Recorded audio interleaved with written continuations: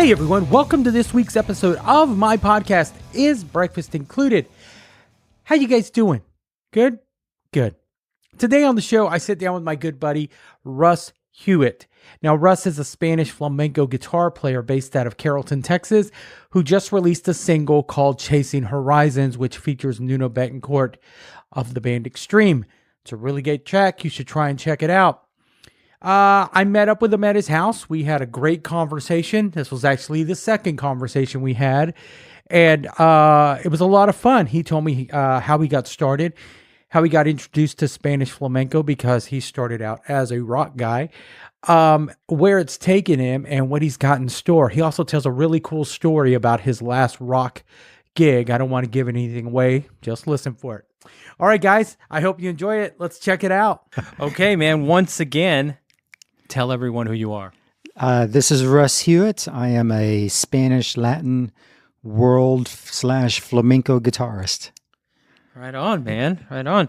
How long have you been playing flamenco guitar? Well, I mean, Spanish yeah, flamenco? well, we should probably do a little asterisk next to the flamenco, but let's just say the Spanish stuff. I was doing it since probably the mid '90s.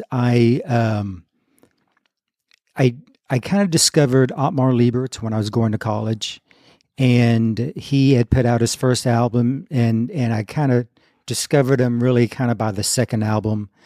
And I just loved what he did. It was very listener-friendly stuff, great tunes, something you could stick in the background. And like I would go on vacation and bring in and just kind of just listen to it and enjoy it.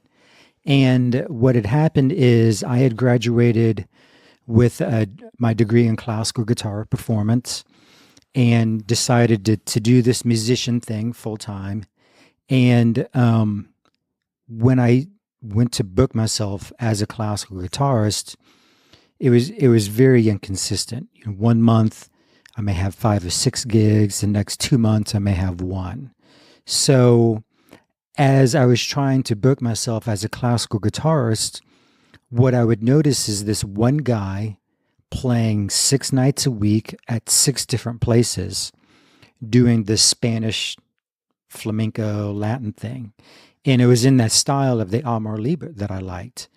And we struck up a friendship.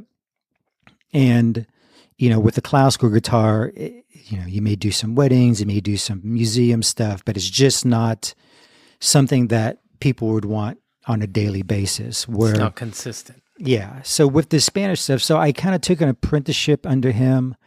I learned, a lot of the flamenco rumbas.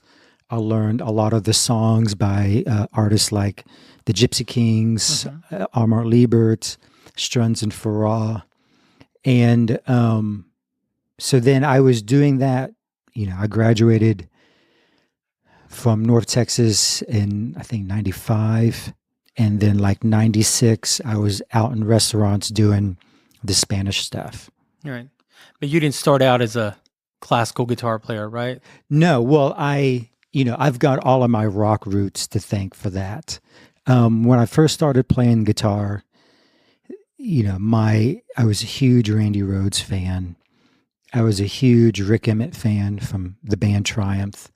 And about that time too, the whole neoclassical phase kicked in. So we had Yngwie and all of the neoclassical artists that came about. So when, that just kind of, and then about that time, I discovered Andre Segovia and his passing. So then I was like, oh, I'm going to start listening to some of this stuff because, he was a great guitarist.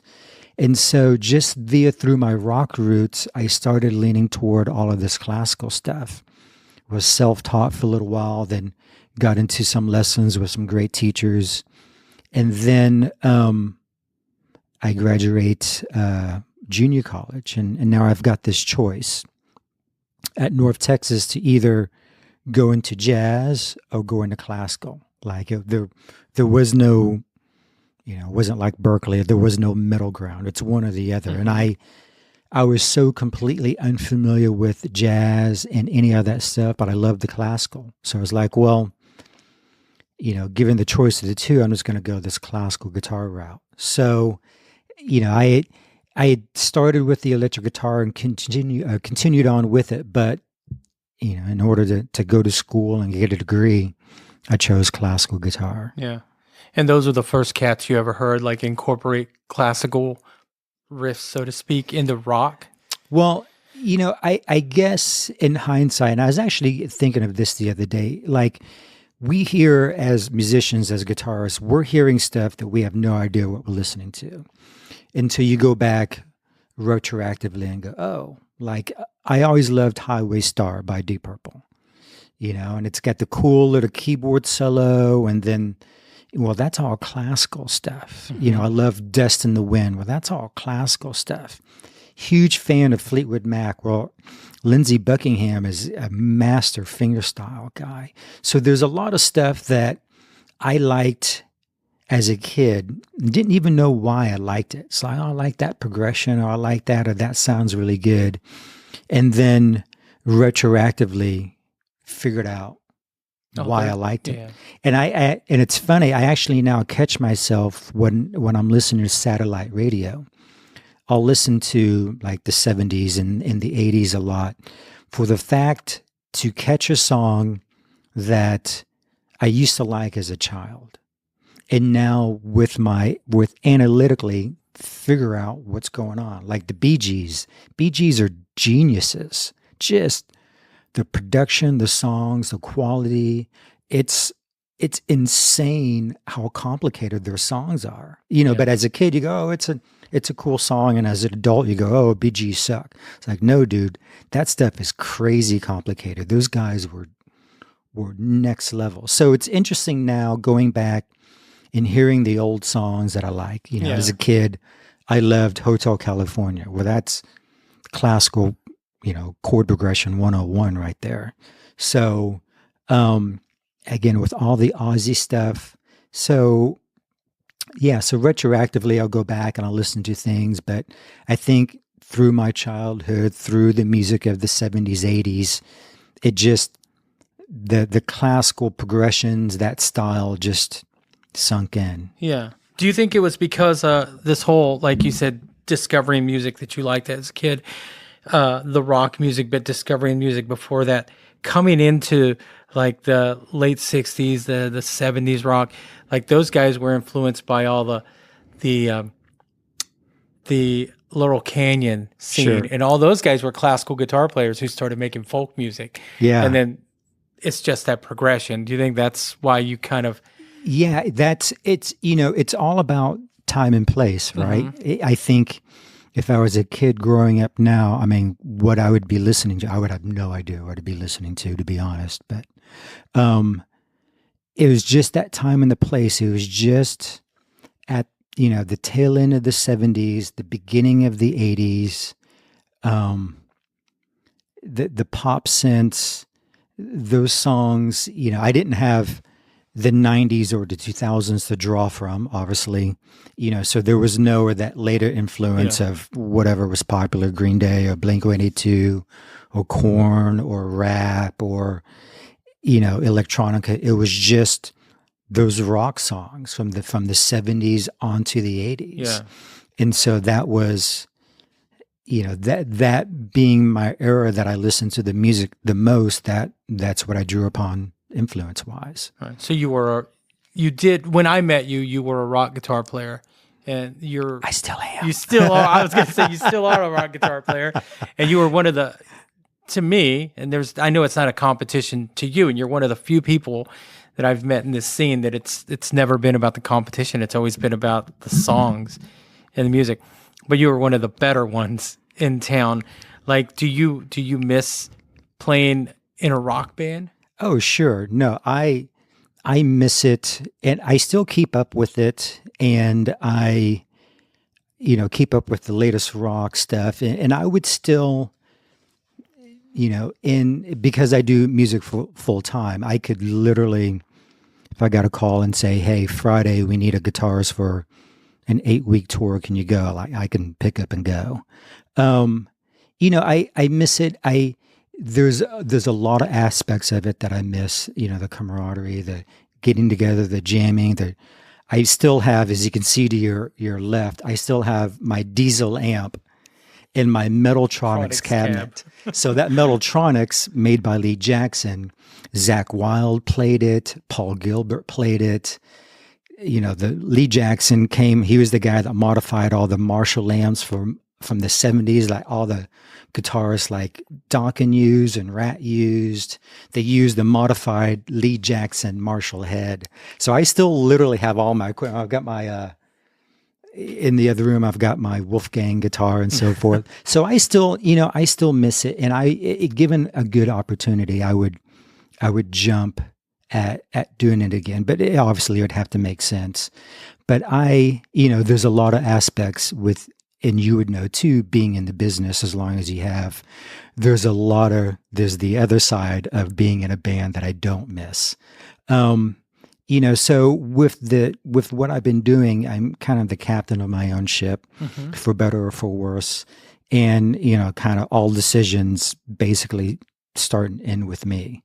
But yeah, it's the last big rock gig I did was with Vinnie Paul and Rex.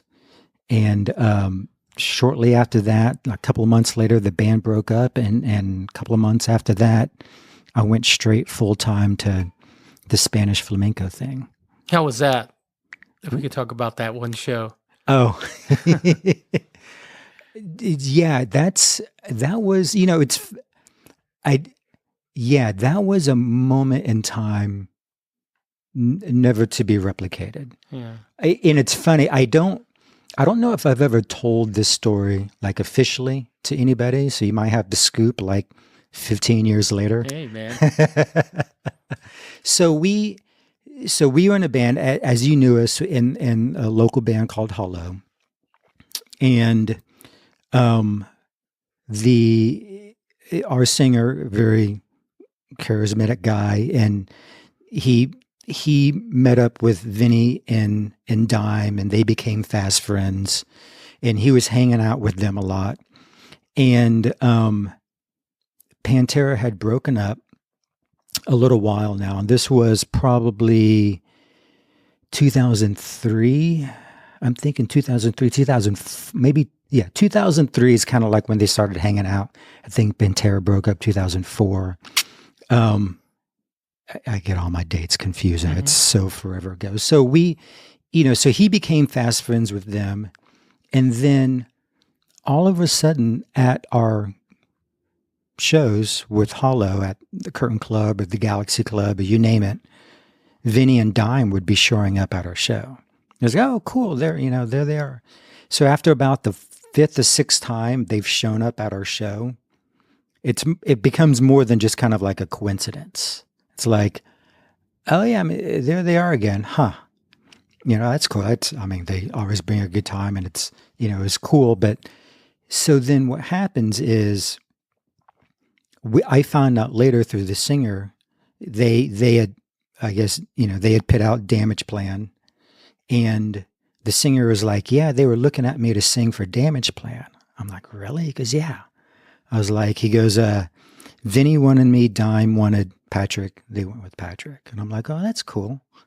And sure enough, one of the gigs we played, Vinny came up to the stage, and I guess he had been drinking that night. It's like, yeah, and he's talking to Brandon, our singer, and I'm standing right next to him, and Vinny's going, yeah, man, I wanted you for Damage Plan, and you're just awesome, but we got Patrick, but I wanted you, so complete confirmation of what the singer was saying. So fast forward, Dime's tragic death, and Vinny just stops playing drums. And after about a year, Vinny gets the itch again, because he's kind of wanting to play again. During this time, he's still, hanging out with my singer. They're still great buds. And Vinny and Dimebag had a side band called Gasoline. And every year when they could do it, they would have a New Year's gig under Gasoline, and they would do a bunch of cover songs, and they would do, I guess, some originals, but mostly just cover songs. And this harkens back because to step back a little bit, I grew up in Weatherford, Texas, which is 20 minutes away from Joe's Garage, the famous Joe's Garage in Fort Worth. And Pantera would play Joe's Garage without an exaggeration every 2 weeks.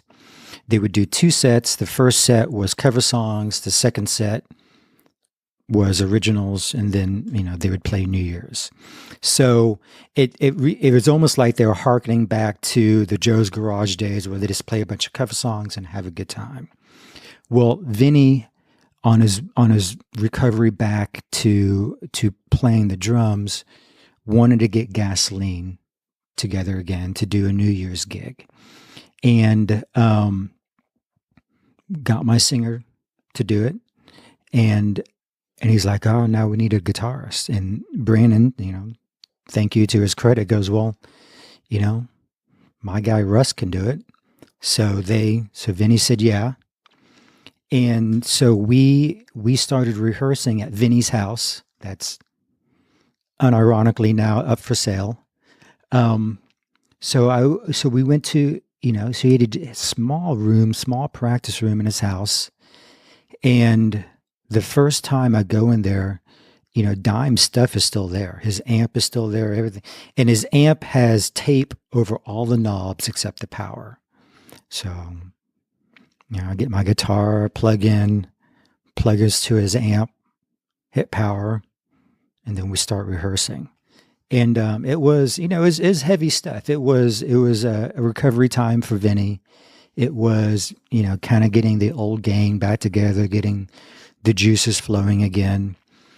I think I had one geek out moment a couple of months into it, because we were going to do 2 Pantera songs. We were going to do Walk, and we we're going to do Cowboys from Hell.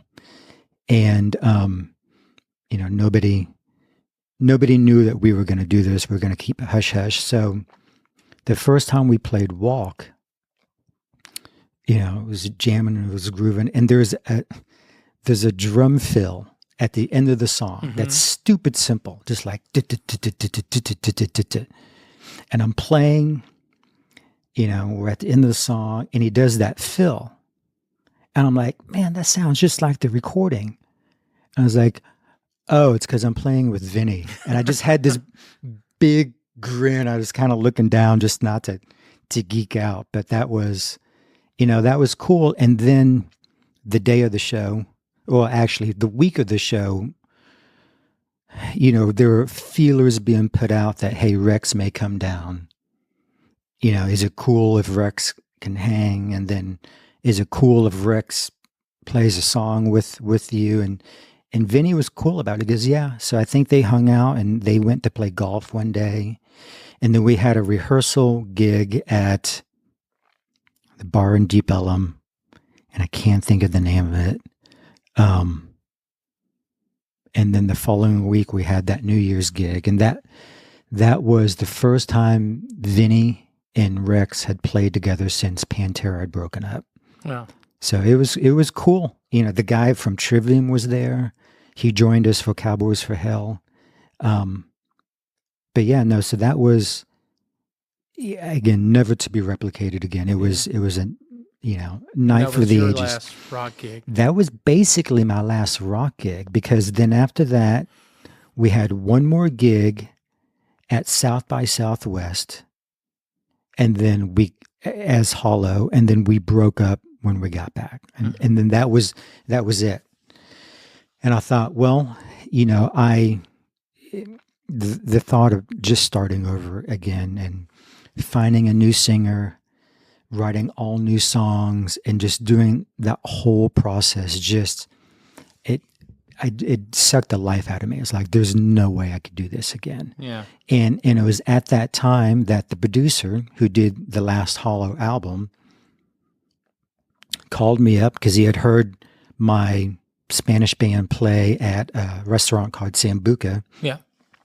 Where I got the full drums and percussion and bass and rhythm guitar. And so he heard me there and said, after the rock band breaks up, I think we should do an album doing the Spanish stuff. So a couple of months after we broke up, he gave me a call and said, I think it's time. And that just started, it was like a hard right turn or left turn, and just I hadn't looked back since. Yeah. And you had some success with that first Spanish album. No, that was, I made the ballot in 5 Grammy categories. And some of those categories don't even exist anymore, like Best Pop Contemporary Instrumental, and there's a couple of others. But yeah, I made the ballad. I had 3 top 40 smooth jazz singles. 1 made the top 20. A ton of press, a ton of reviews, a ton of airplay, a handful of endorsements. So it just, which was more than all of my rock years kind of put together. Yeah. So and I felt, I wasn't doing it because I had to. I love the style, I love the genre, I love the feel and the rhythmic side of it. So it was, in a lot of ways, it was a natural thing because I'd been doing it in restaurants since the 90s anyway. Yeah. So it wasn't like a new thing, but it just felt like that was the right thing to do at that time. It didn't feel like you were chasing, like, oh, there might be something there. No. I mean, it was. I did it. It wasn't like you were jumping genres for the sake of like, sure. I'm not doing it here. I'm going to do it here, and if that doesn't work, I'm going to go here. Yeah. Well, to be honest, the only thing that sort of lends itself to that is nobody is signing a 35-year-old rock star. Yeah. It's just not going to happen. But in terms of adult contemporary instrumental stuff, you can be any age. So it's not age discrimination for the genre I was going into. So I felt comfortable. It wasn't like, now I'm going to be in a boy band. That just realistically wasn't going to happen. So the age thing made sense to me. And what I did is I did a test for myself because I knew the other artists in my genre and I knew the style so well. I posed a challenge to myself that could I write a song that was similar but different from the others? Was it cool? Was I bringing something to the table? So that first song that I wrote was a song called Baja El Sol, which ended up being the title of the album, track number 1 on that album. And it was only after I wrote that song that it kind of gave me confidence. Like, yeah, I can do this. I can bring something to the genre. This feels very natural for me. It allows me to, bring back what I've done in the days of shredding and playing fast, but a new dimension of, this incredible rhythmic section and these incredible rhythms and these patterns. So it was a perfect mesh. And yeah, after that first song, I was like, I can do this. Yeah. Do you think just to go back to that producer who produced the last rock album, he had the foresight, like he kind of knew, like, this guy's got it and I can help him get there, Yeah, it's, and credit to this guy because his name's Bob Parr and he has produced and engineered all of my flamenco albums, the Latin, Spanish flamenco albums since then. So he's had studios in LA, studios in Nashville, studios in upstate New York. His wife was in the business. I mean, he was a major player, and he's played with a lot of the heavy hitters too. He was a First Call LA session guy for about 5 years. And so he saw something, and true to form, most rock bands break up anyway. I'm probably on my, probably went through 10, 11 rock bands myself. So it's a natural course. And with other musicians in a band, there's so many things that can derail the whole project. And we worked great together. He really enjoyed, recording my rock guitar stuff. But then when he saw the Spanish thing, and I wasn't even playing any original songs at that time, he saw me. Mm-hmm. So, it was almost like a challenge, like, well, do you think you can do it? I think it's time. And so he saw something, and we made it happen. So all credit to him. And you've mentioned this is the second time we've tried this. You mentioned the last time that you've used the same circle of musicians for all your albums too. Yeah. Is it a problem, like getting them whenever you're ready to record? Do you send them the tracks and they do their part, or how does that work? Well, for the recording, and I'll tag on something because again, we did do this interview before, which is a perfect segue, because when I recorded my first album, we shelved it and we re-recorded it again. Seems to be a trend with you, Russ. Right? Right. Well, you might as well do it right. If you're going to spend the time and spend the money, you might as well do it. Yeah. Do it to where you're proud of. And this, as per our other conversation, most of the time with the recordings I did with my rock band, I would always kind of do like a pre-excuse, like, my next songs are better, or, you should hear the new stuff now, or only listen to these tracks. I was always making these pre-excuses when I was handing out my past recordings. And I got to the point of like, I never want to make a pre-excuse handing out my music again. I'm done with that. It's either going to be the best thing that I can do at that moment, or I'm just not going to do it. 20 years of being embarrassed and handing something that I recorded, I was just tired of it. So we went in, we recorded the first album, and there was just a ton of sonic problems, technical problems, sonic problems. It just didn't work. And the producer, we had recorded everything.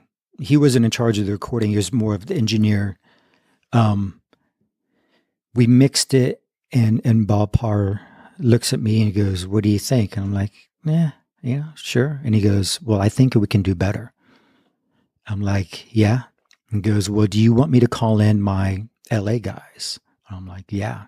So we shelved the first album, and he calls in for drums a guy named Wilfredo Reyes Jr., and he's been on hundreds of recordings, 5 Santana albums, Steve Winwood, Christina Aguilera. He's Chicago's drummer now. He's from a world famous Reyes family that his brother plays with, Zach Brown, right now. Okay. So, and the beauty about Wilfredo is he's a Latin player, but he's also used to pop music. And he's also a percussionist. So he leaves space on drums. He leaves space for the percussion. So he's not too busy. He doesn't fill up every gap, but he locks in. So he's Latin, but it's pop Latin. And his grooves are they're incredible. And his knowledge of the different rhythms is unworldly. And then we brought in a percussionist named Rafael Padilla, and he was Miami Sound Machine's original percussionist. So their famous song, Conga, actually features him on Conga. So Rafael had also played on Shakira, Ricky Martin, Gloria Estefan, obviously when she went solo. He's now and has been with Chris Isaac. So he was just phenomenal. At that time, I got in a flamenco prodigy guitarist out of Guatemala named Alfredo Casadas, who's been out in LA now for about a decade and is doing all kinds of incredible stuff. And then Bob Parr, who was doing double duty, so he's producing it and engineering it, but he also is a bass player. Mm-hmm. So he was playing bass, and just just the small details. It's one thing to know the wajita rhythm, but it's another thing to know which version and where to put the beat. And is it on the upper 4 or is it the inner 3? You know, there's subtleties that you're not going to know unless you get someone that specializes in that groove. So I got an incredible band to record. So for the first album, we flew the drummer out, stayed with us a couple of days and laid down all the tracks. The rhythm guitarist was here, so we laid our stuff, and then we flew to LA to Raphael to do his percussion. And, you know, from there on, we've been fortunate enough. I've had the same backing band for all of my albums now. Mm-hmm. This latest recording, Raphael, Walfredo, was on tour with Chicago. He had 1 week off. I think it was during, it was some holiday week. And instead of spending, his time relaxing at home or spending it with his new bride, he flew down here to record my album with me. So that was very cool. So the drummer always comes to us, and we'll do some arrangings, and we'll figure out, which groove would work and what tempo may work best. And then from there, we'll then either fly out to the percussionist, or I'll bring him to me. Right on. Yeah. So I mean, we've both had experience working with like rock bands, and if anyone's ever worked in a rock band, everyone wants their idea used on the song. Like, no, I wrote the cool bass line. Right. I got to do the trill, or no, I got to do this. What was it like working with guys who just play like, this is what the song needs, this is what I'm going to play? Yeah. Guys that know how to hold back. Well, that's a professional. That is, I'm always learning stuff from these players that I bring in. Big time players, big time names, incredible musicians, and how they deal with you personally, how they deal with the music, how they approach the music. It's refreshing. It's eye-opening. It's extremely humbling to me that they're willing to take their time mm-hmm. and find the best part that works. And but these guys are so incredible. Like Walfredo, he'll listen to the track, we'll discuss it, and it's like one take, and it's done. And he goes, well, maybe I'll do another one. I'll do a slight variation, and it's done. Like there's no need, and it's astonishing to watch, incredible musicians do their thing, but all of them play to the song at no point. And in fact, it sometimes is even the opposite. It's like, hey, you could do a little more if you want. You can show off. This is a showcase, for you too. But it's just, it's something that you don't learn until you get to experience. They don't teach it in school. They don't. If you're recording sometimes with local guys or local musicians, that it's just an uphill battle. Yeah.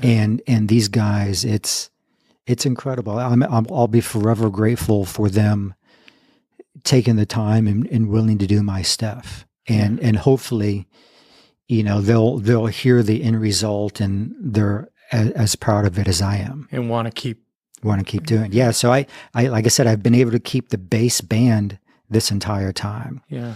And they don't owe me anything. I mean, we're friends and we're friendly, but we're not childhood friends and I'm calling in a favor. They're willingly doing this. So it's a special thing. Right on, man. I'm not going to sit here and act like I know the style of music. The closest thing I listen to is the Gypsy Kings that I think, but you take kind of a different approach. You're more, your songs, although being Spanish flamenco, and correct me if I'm calling it the wrong thing. That's perfect. That's perfect. It's kind of written like a pop song too. Exactly. And that's the key. That was one of the things that I wanted to do when I sat down, when I wrote my first song, is my approach. how I'm going to do the songs and what was going to be different.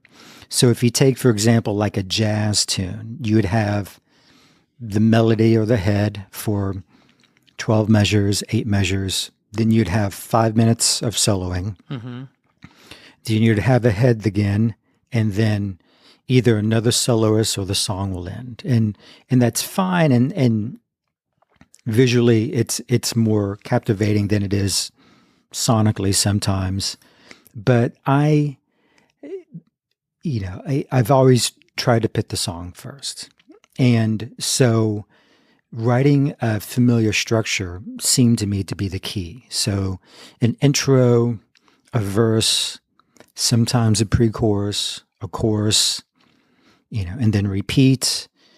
Sometimes you do a bridge. There's always a solo section.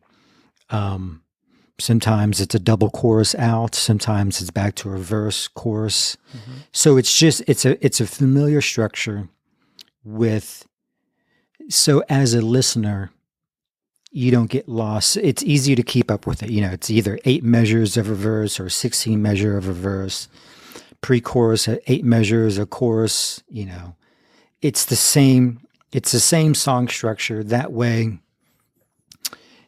if you don't know me or you don't know my music, I can play an hour and a half show and you won't get bored of it. You won't go, well, that sounds like the other song. Yeah. Or, She's still playing that song. Yeah. That's, thing. And I'm a freak. I was probably over analytical on when I was doing my rock band stuff. And that's a plus side for what I do. Like I won't do a song. I won't use a key more than twice on any album. There's a tendency, particularly with the genre that I do, it's put it in E minor or A minor, and that's it. And so I won't do more than 2 songs in any key. I won't do more than 2 of the same rhythms. Like on the album, I'll do 1 samba song. I may do 1 milonga song, maybe 1 or 2 rumba songs. I may do a cha-cha and then a wajita. So different rhythmic variations will also not have you bored of the album. And then I'm thinking also in big picture, on every album, there's at least 3 or 4 songs that I know for sure that will make its way into my set list. Mm-hmm. And then then how would that fit with the other songs in the set list? I don't want to have 4 samba songs. So I'm thinking smaller picture with how it works within the confines of the album, but then the bigger picture of how it will work with all my songs in a set. So, it's me in the studio overthinking things. Yeah. But I think it's worked, to my benefit. Yeah. And you recently released a single called Chasing Horizons. I saw that when you released it, and I thought, man, I want to hear that because it had Nuno Bettencort of Extreme. But you pulled the old bait and switch. You lured me in there with Nuno. But that song's constantly playing in my car when I'm driving. Awesome. I was listening to it on the way over here. It's one of those things, like that's a good thing, man, because I hear what you're talking about, like doing like a verse, chorus, and then you guys come in with your with your solos. With the solos. Well, I made the decisions like I want to write cool songs, something groovy, something cool, something that you'd want to listen to, and then sneak in my licks or sneak in the guest artists or something in there. Yeah. And by having Nuno on there, did you kind of tell him? So people know Nuno from Extreme. I also know Nuno because he played with Rihanna for years. Yeah. But I didn't know he was, Well, that's, that was the interesting thing. Like it seems recently he's kind of embraced the whole guitar thing with the Axe generation. He's did a couple of tours with them, and it's him doing, a couple of full songs, but then just a a collection of the solos from those other songs. And so there seems to be a recent Nuno resurgence, if you will. And but I've known Nuno for a while now. And every time we would kind of meet up and talk, it always ended up talking about flamenco guys and Spanish guitar. Mm-hmm. And he's very knowledgeable. I mean, we're talking about Paco, we're talking about Nunes, we're talking about all of these players. And he, he's like, he goes, I wish I could play that stuff. It's just, you got to develop that right hand stuff when you're a kid, or it's just not going to happen. So we would always talk about the flamenco stuff, and in the back of my mind, I knew I, at some point, would present him a song, mm-hmm. but it had to be something that I would think that he would harmonically enjoy, not just 1-4-5, and rhythmically enjoy 7/8 with how the drums and the bass were just grooving and locking in. I was like, yeah, this would be a good song for him. So I presented it to him, and I requested a nylon string guitar.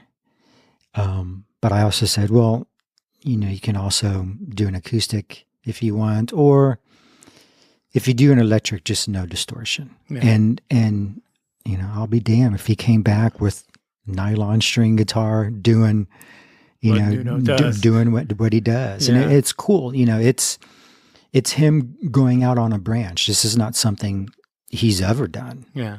But I know he enjoyed it. I know he dug the tune. He was very involved in the mix. He gave a lot of suggestions. There's a part in the second half of the solos where you hear clapping.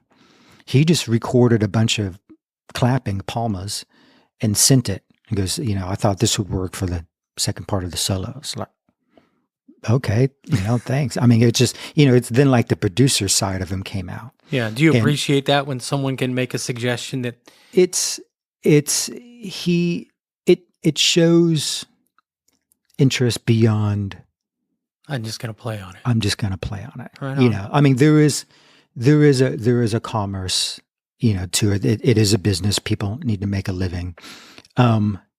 But him showing interest, and we went back and forth for a month, maybe 6 weeks on mixing, on, and he just his supportiveness, just, be proud, put the guitars up front, it just his positivity toward my playing, toward the song, toward wanting to make the song the best he could. Because again, he doesn't owe me anything. Yeah. He could have just sent the part and said, good luck, knock yourself out. Yeah. But, and I caught him at a time where he had the time to spend. So it was, he did that. There was another artist, Ardashir Farah, spent a lot of time working with me on the song that he played on, which, I can't thank him enough either, because he had 40 years of expertise in this style. He knows and hears some things that he suggests I do. I was like, of course. Yeah.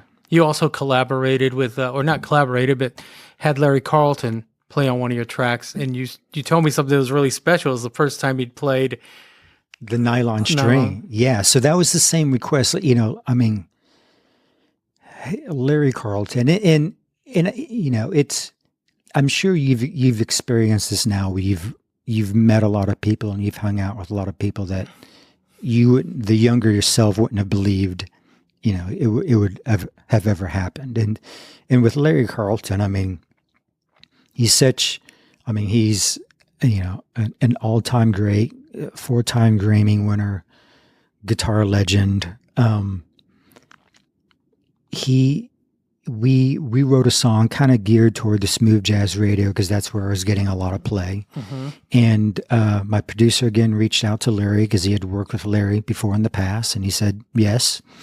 And then it was the same thing with the request of like, you think you could do it on a nylon string? And and sure enough, it came back as a nylon string. And I recently talked to him a little bit. He came to town in Arlington, and he played a show, and he was laughing about that and said, he's got one of those old Chet Atkins guitars, and he goes, I had to get the guitar out, change the strings, change the battery. And he goes, I hadn't recorded on a nylon string in 10 or 15 years. That's crazy. Yeah. And he did it for me. Yeah. And It says a lot about you. I mean, as not to kiss your ass, it says a lot about you, like. Well, I don't, and I appreciate it, and thank you. And I don't take, at this time and at this age and at this moment, I don't take anything for granted. Yeah. I mean, even yourself with your time and coming out here and doing what you're doing, I mean, I appreciate it. And it's just, it's good to be in a place now where, again, I'm old enough to appreciate what people do for you, what people have done for me, what they continue to do, their time and the respect. And so I just appreciate it. I just thank them as much as I can. I'll do everything I can not to embarrass them. I'm not going to, do something that makes them regret having played on my track. So, and I feel that way with all, my normal backing band and all the guest artists I have. It's just, I can't thank them enough. Yeah. Well, what do you have coming up, man? Do you have anything? Well, I've got, let's see, I've got another single coming out with another special guest artist. That's also very cool, that from the rock world, people are going to go, well, that's pretty cool. Yeah. And then after that pretty much takes care of the guest artist for my album. So this will mark the fifth single, the next one. And then after that, I'm going to put all the singles together, plus the unreleased tracks, and put out a full album. Yeah. Do you like the approach of releasing? It seems to be the way to go right now, just releasing a single or singles and then releasing an album. Yeah. Well, this is the first time, around that I'm doing it this way, because the album technically has been done for a year, year plus. And with the COVID, it's like, do I want to do this? How do I want to do it? The thought process behind releasing a single makes sense. Every 5, 6 weeks, 7 weeks, you're kind of back on the news cycle again. You got something to promote, something to talk about. Fortunately, because all the songs were done, then I don't have to scramble right now to try to finish the next song in order to get it out. It's done. It's just waiting. Yeah.